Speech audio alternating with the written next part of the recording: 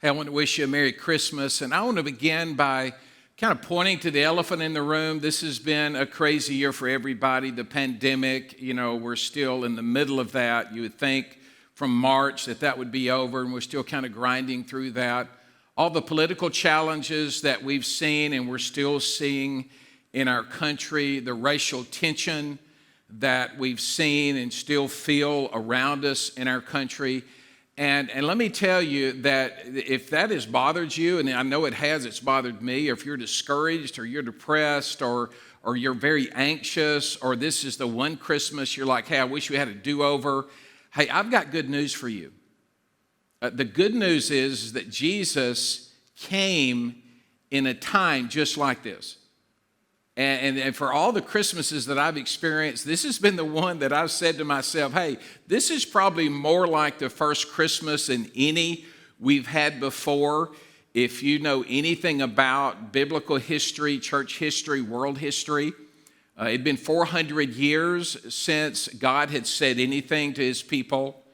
From the book of Malachi to the book of Matthew, 400 years of crazy stuff, like the people of God returning from captivity from Babylon, all kinds of regimes that had taken over this little part of the world called the Middle East, the Greeks and other regimes, and now it is the Roman government that is oppressing God's people, and the result of this was a lot of splintered factions. And when I tell you this, you're going to be thinking about our country, but really the people of God, man, they were under so much pressure that the different groups of people splintered into like a conservative group like the Pharisees and a liberal group like the Sadducees. And then there was a progressive group called the Herodians.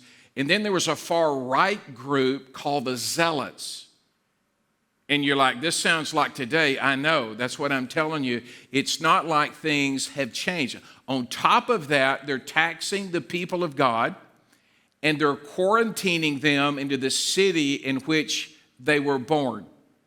And you say, well, why don't you tell us all this? Well, I tell you all that because, hey, life has always been hard. I mean, God is not picking on you. He's not saying, hey, I've left you. I mean, this is Israel. This is the people of God, and God has not forgotten you, and he is working behind the scenes on your behalf. So I want to read a story that you have heard 1,000 times, and I want you to think about it differently because I've done about 30 messages on Christmas Eve and done probably 50, 60, 70 messages during the Christmas season. And this time I opened the Bible and I just simply said, God, show me this year, all that we're going through, what do you want me to see? And in this, I found three phrases. And there are three phrases, and maybe you can find them as I read through them. And I'm going to unpack them for you, and I'm going to leave you with some encouragement, some good news, and how God's got you, God's with you.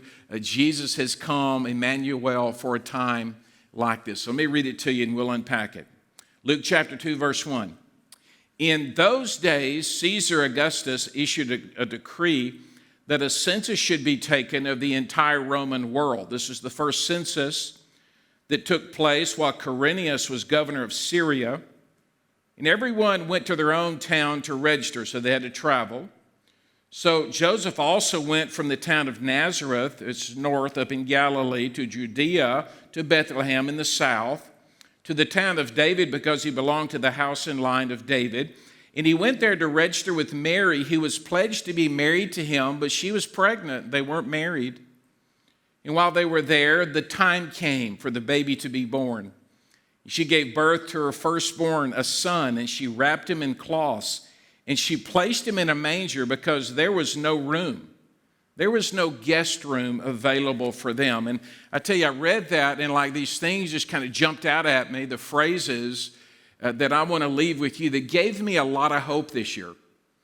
Matter of fact, I may be more hopeful this Christmas than in any Christmas I've ever experienced, because the first phrase I saw that jumped out was in these days.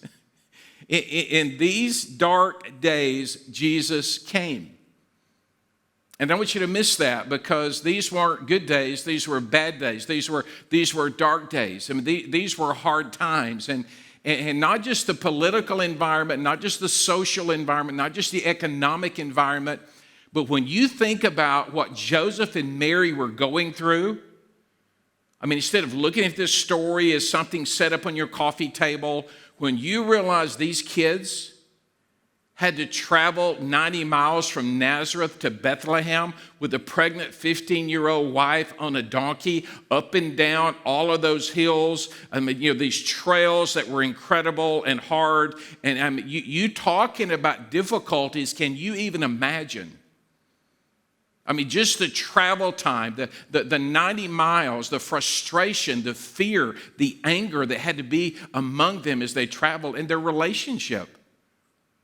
I mean, they didn't have a perfect relationship because, hey, they're engaged, they're betrothed, their family said, we're going to put you together. And in that, she's pregnant and they're not married. No big reveal, no big wedding, no great shower, only rumors. And the pressure they must have felt must have been unbearable. And then the accommodations. I mean, you're thinking, hey, if this is the Son of God, and of all the places you're going to go to like the Ritz-Carlton. I mean, you're going to have the very best hospital. You're going to Mount Sinai in New York. No, they go to a little stable, and in that dirty, mangy stable, the Son of God is born. I tell you, man, there's something about that, man, it sends chills down my back that God would say, I understand how you feel because I'm going to allow my son to be born in the backwoods of a little bitty town, a little bitty hick town, Delo, Mississippi, and I'm going to put him back in the outhouse, and that's where he's going to be born. And he's going to be laying in a manger, in a feeding trough for animals. And wrapped in these little skinny cloths.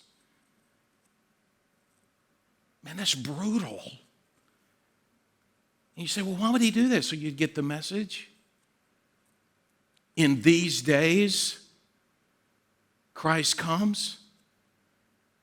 I tell you, man, the longer I live, the more I read the Bible, the more I see what God is doing, and I understand, like, hey, in these days, in these dark days, in these days when you want to give up, where there's all this pressure and all this frustration and all these personal problems and nothing is going right, and you're like, where is God?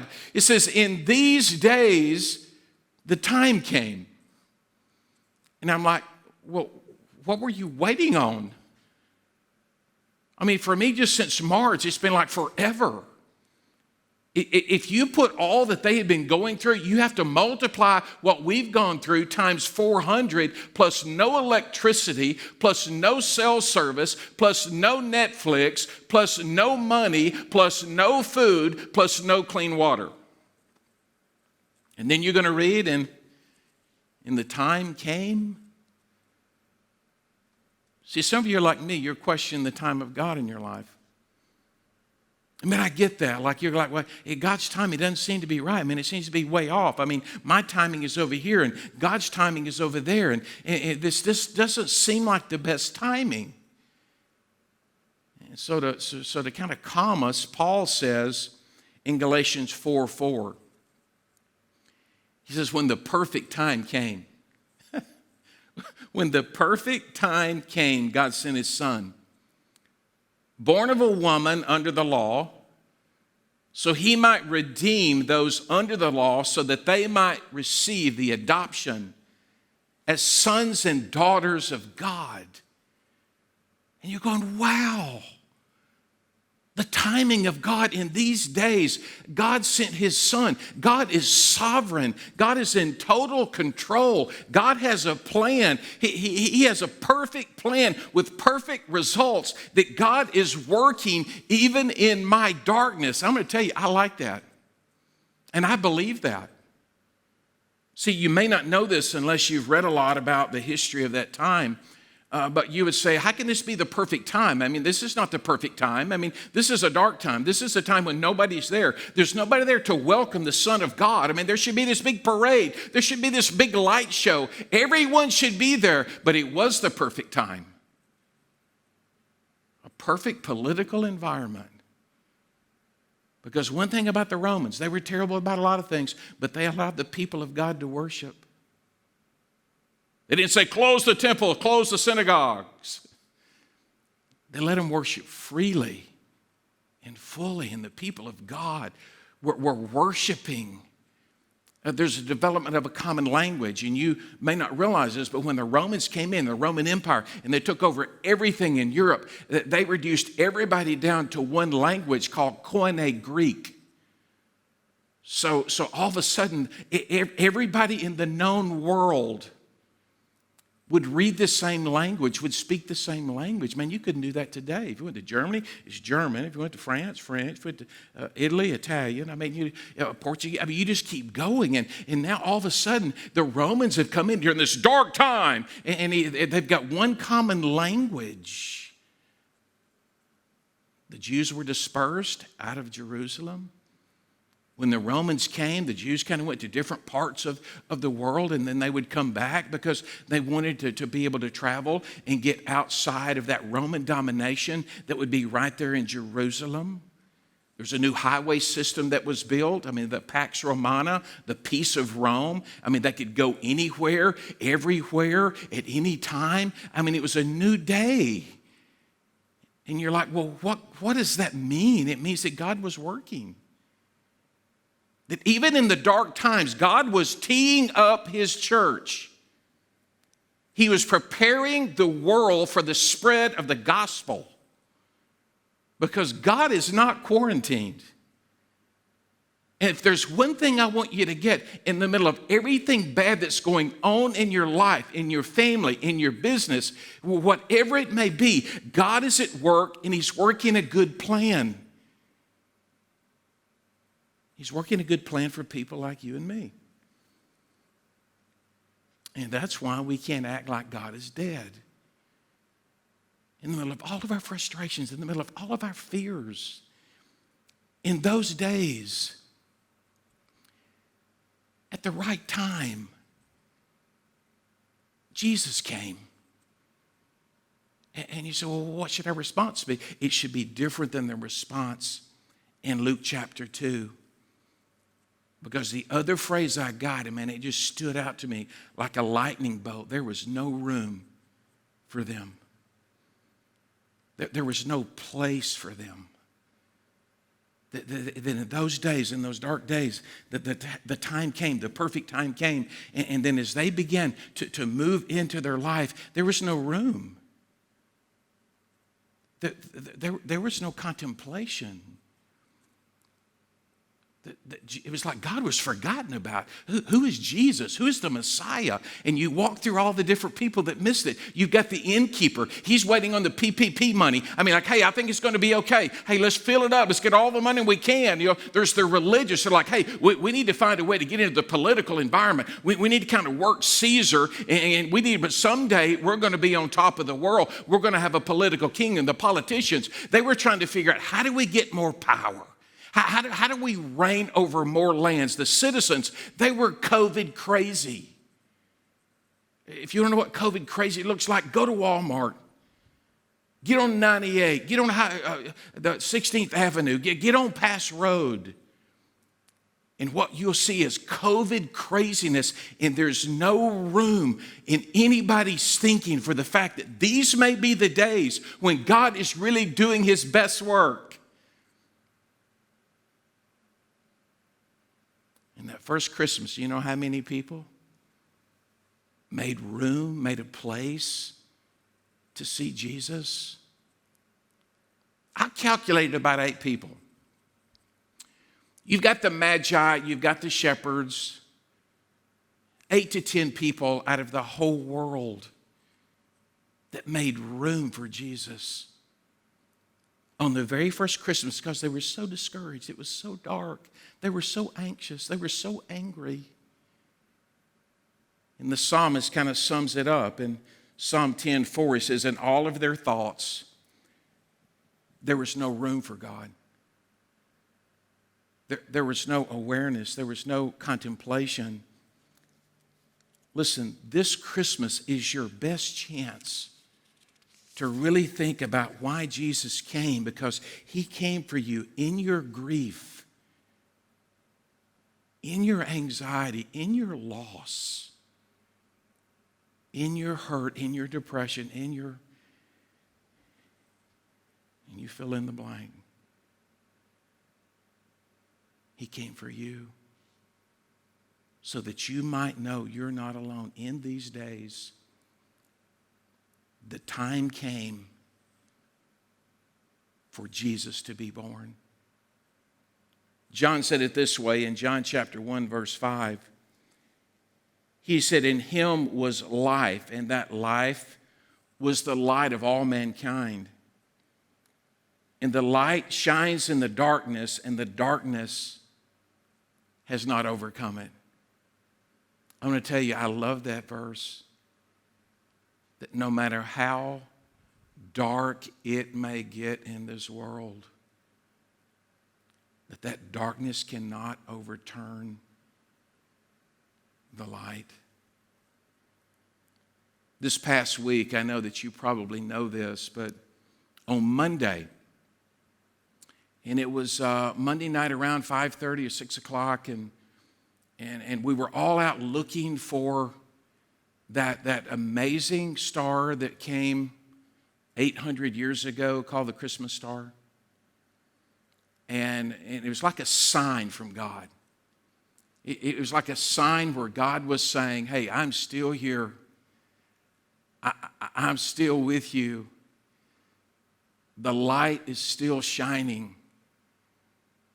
And friends, I want you to know something, no matter what you're going through. In these days, in the perfect time, Jesus came. And if you're here and if you'll just spend just a moment contemplating that, because you may be like me, man, I've gone through some discouraging times. But to be reminded that in these kind of days, these are the days that Jesus chose to come. To remind us we'll never be alone. To remind us He gets us. To remind us that He's going to shine the light. So when you're ready, if you have your phone or if you have a device that has a light on it, and just pause for a moment and think through all that I've said about in these dark days, the timing of God, that He's working behind the scenes, that Jesus has come, and you're at a point where you really say, "Hey, I choose faith over fear. I believe He's here. I believe that He is the light that the darkness cannot overcome. I believe He is the light that dispels the darkness." As you kind of get in that moment where you contemplate, you begin to feel settled. I want you, wherever you are, just to simply reach down to your phone and turn that light on, and just kind of just be reminded that no matter how dark things may seem to be in your life, it was in those kind of days, in that perfect timing, that Jesus came. And friends, this year, in the craziest Christmas I can possibly remember, Jesus is with us. Emmanuel.